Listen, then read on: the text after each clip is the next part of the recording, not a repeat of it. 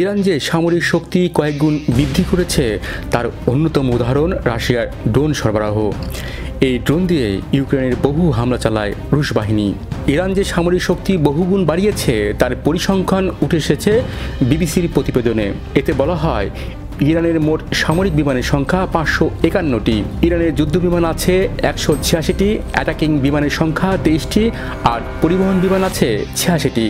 Global fire পাওয়ারের পরিসংখ্যান অনুযায়ী ইরানের হেলিকপ্টার আছে 129টি আর অ্যাটাক হেলিকপ্টারের সংখ্যা 13টি। ট্যাঙ্ক আছে 1996টি, সাজোয়াজানের সংখ্যা 65,765টি, রকেট আর্টিলারির সংখ্যা 775টি এবং সেলফ প্রপেট আর্টিলারির সংখ্যা 580টি।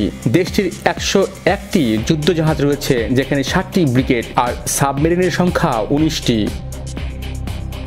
বিশ্বের 9টি দেশের কাছে প্রায় 12,512টি পারমাণবিক অস্ত্র আছে। দেশগুলো হলো যুক্তরাষ্ট্র, রাশিয়া, যুক্তরাজ্য, ফ্রান্স, চীন, ভারত, পাকিস্তান, উত্তর কোরিয়া এবং ইসরায়েল। এই তালিকায় ইরানের নাম কখনোই ছিল না, কিন্তু যুক্তরাষ্ট্র এবং ইউরোপীয় ইউনিয়ন গত কয়েক বছর ধরে দাবি করে আসছে যে ইরান তাদের ইউরেনিয়ামের মজুদ দিয়ে পারমাণবিক অস্ত্র তৈরি করছে। তবে কি ইরান পারমাণবিক বোমা তৈরি করেছে? ইরান কখনোই প্রকাশ্যে পরমাণু কর্মসূচি চালানোর কথা স্বীকার করেনি, তবে ইরান এখন 60% পর্যন্ত ইউরেনিয়াম সমৃদ্ধ করেছে।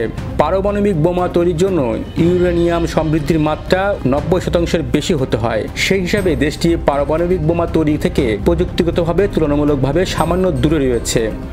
আন্তর্জাতিক আণবিক শক্তি সংস্থার প্রতিবেদন বলছে তেহরানের একাধিক পারমাণবিক বোমা তৈরির মতো পর্যাপ্ত ফিসাইল উপাদান রয়েছে।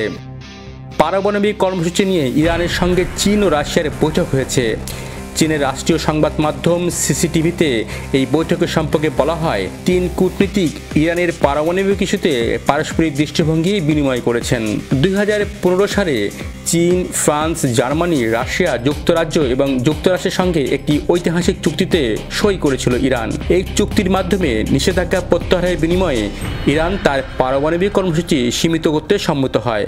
কিন্তু মার্কিন প্রেসিডেন্ট হিসেবে প্রথম মেয়াদে দায়িত্ব পালনকালে ট্রাম্প ওই চুক্তি থেকে যুক্তরাষ্ট্রকে প্রত্যাহার করে নিষেধাজ্ঞা পুনর্বহাল করেন। দ্বিতীয় মেয়াদে প্রেসিডেন্ট হওয়ার পর ইরানের সঙ্গে নতুন করে আলোচনা শুরুর আহ্বান জানিয়েছেন ট্রাম্প। সেই সঙ্গে সামরিক পদক্ষেপ নেওয়ারও হুমকি দিয়ে একটি চিঠি দিয়েছেন ট্রাম্প। তবে নিষেধাজ্ঞা বহাল থাকা অবস্থায় যুক্তরাষ্ট্রের সঙ্গে সরাসরি আলোচনায় অংশ নিতে রাজি নয় তেহরান। ইরানের প্রেসিডেন্ট মাসুদ পেজেশকিয়ান বলে দিয়েছেন, ডোনাল্ড ট্রাম্প যা খুশি করুন, কোনো হুমকির মুখে যুক্তরাষ্ট্রের সঙ্গে আলোচনায় বসবে না ইরান। দেশটির সর্বোচ্চ নেতা আয়াতুল্লাহ আলী খামেনি বলে দিয়েছেন, তেহরানকে কোনো হুমকি দিয়ে আলোচনায় আনা যাবে না।